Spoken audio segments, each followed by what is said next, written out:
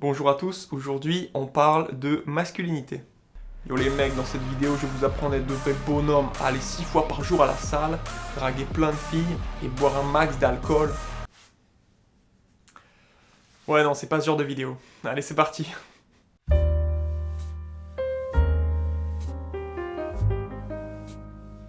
Salut c'est Pierrot, aujourd'hui on se retrouve pour une nouvelle vidéo dans laquelle on va parler de photographie et plus précisément de livres de photographie. Aujourd'hui la star c'est Masculinities, Liberation Through Photography, que l'on abrégera en Masculinities pour cette vidéo.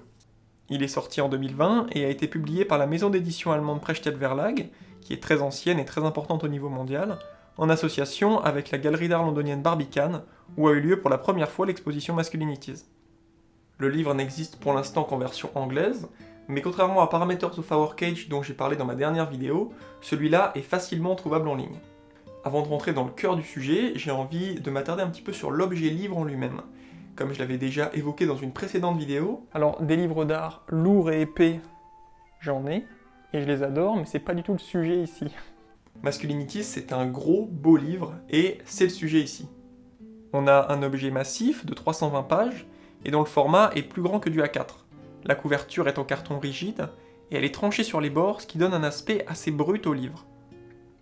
En termes de graphisme, je trouve le livre très élégant, avec la police blanche en majuscule, qui rajoute à l'aspect brut et solide du livre, et cette grande image assez énigmatique du cou d'un homme qui rend vraiment bien.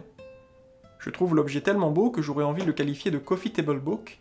C'est une expression anglaise qu'on utilise pour des livres qu'on pose sur la table du salon et qui deviennent des objets de décoration en soi. Maintenant qu'on a parlé de l'objet livre, Masculinities, qu'est-ce que c'est ? Eh bien, c'est un livre qui nous donne à voir un panorama des travaux photographiques qui ont pour thème central la question de la masculinité, ou plutôt de la diversité des masculinités. On retrouve donc dans ce livre plus de 50 travaux réalisés depuis les années 60 jusqu'à aujourd'hui, par des stars de la photographie comme l'américain Richard Avedon, ou le japonais Masai Safukaze, mais aussi par des artistes plus confidentiels. En moyenne dans le livre, chaque photographe a le droit à 2 doubles pages, où sont présentées entre minimum 2 et 10 photographies de l'artiste, avec un court texte de présentation de la série. Vous vous dites peut-être que ça doit être un beau bazar, ou bien un enchaînement monotone de photos, et en fait pas du tout parce que le livre ne suit pas une froide logique chronologique ou alphabétique. Au contraire, les séries sont classées en 6 catégories, et même si les frontières entre les différentes sections sont parfois assez poreuses, ça permet de créer un ensemble très lisible et fluide. Je vais revenir sur chacune des catégories en suivant l'ordre du livre, et on va prendre le temps ensemble de nous attarder un petit peu sur quelques photos dans chaque section. Disrupting the Archetypes. Bouleverser les stéréotypes. Ce premier temps du livre questionne les clichés qu'on attribue aux hommes, et plus précisément ici, aux militaires, aux cow-boys et aux sportifs de haut niveau, c'est-à-dire la force, la témérité, la combativité, l'agressivité et le peu de sensibilité. Ces portraits de Catherine Opie montrent 2 jeunes sportifs américains qui ont les mêmes accessoires et qui posent de la même manière. L'un est un homme très musclé qui a toutes les caractéristiques physiques de la star de foot américain, l'autre, beaucoup plus jeune, dégage une innocence enfantine et une certaine fragilité, renforcée par la comparaison avec l'autre joueur. Les 2 portraits se font écho, on peut imaginer que le garçon de gauche rêve de ressembler à celui de droite, tandis que celui de droite, malgré sa stature, se voit toujours comme un enfant. Male Order, Power, Patriarchy and Space. Ordre masculin, pouvoir, patriarcat et espace. Le deuxième temps de ce livre se concentre sur des réflexions autour de la puissance entre individus dans nos sociétés patriarcales. Ces 2 images de Karen Knorr montrent les rapports de pouvoir dans un club de gentlemen anglais très élitiste et conservateur.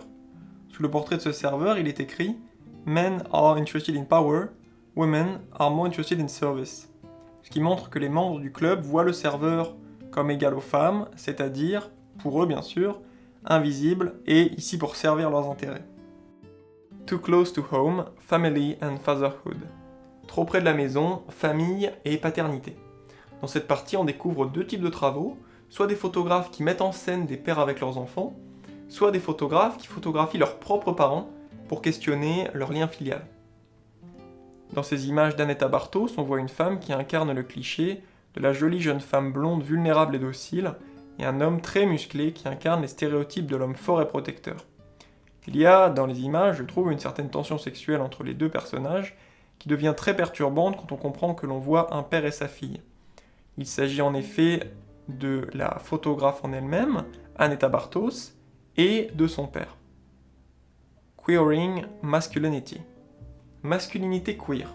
On y parle des hommes qui ne correspondent pas au modèle normé de l'hétéro-cisgenre, avec notamment des travaux qui montrent l'évolution de la présence dans l'espace public des homosexuels depuis les années 60, mais aussi leur intimité. La série qui m'a particulièrement touché est celle de Sunil Gupta, qui est composée de photographies d'Indiens homosexuels dans les années 80, alors qu'à l'époque, être homosexuel était illégal en Inde. En dessous des images, il y a des citations des personnes photographiées qui rajoutent de l'intensité et une grande mélancolie.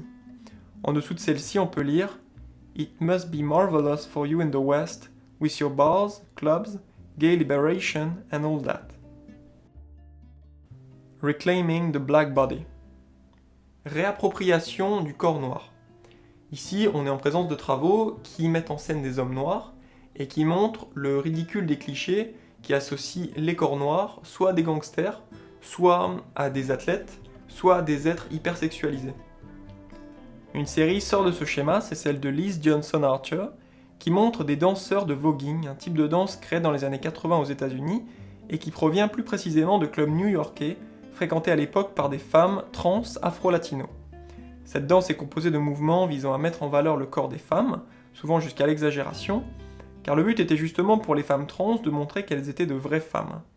Les mouvements sont inspirés de poses des mannequins durant les défilés de mode. Je vais vous mettre un lien vers une courte vidéo qui est vraiment bien faite, qui explique cette danse. Women on Men, Reversing the Male Gaze. Les femmes sur les hommes, l'inversion du male gaze, c'est-à-dire le fait de voir comme un homme. Dans cette dernière catégorie, les séries visent à montrer les hommes à travers les yeux des femmes. Une des choses qui est montrée, c'est l'étalement masculin dans l'espace public, avec par exemple la posture du manspreading. De son côté, Laurie Anderson photographie les hommes qui la catcall, c'est-à-dire qui lui lancent des réflexions à caractère sexuel dans la rue. En les prenant en photo, elle renverse l'agression en les menaçant avec son appareil. Sur la photo, elle rajoute un bandeau blanc sur les yeux de l'agresseur, que les Québécois appellent des tripoteurs verbales, ce qui correspond assez bien je trouve, afin de les empêcher d'imposer leurs regards et leurs commentaires. Pour conclure, Masculinities, c'est un livre qui a joué un rôle important dans ma propre vision de la masculinité, de la virilité, et de ce qu'est être un homme en 2022.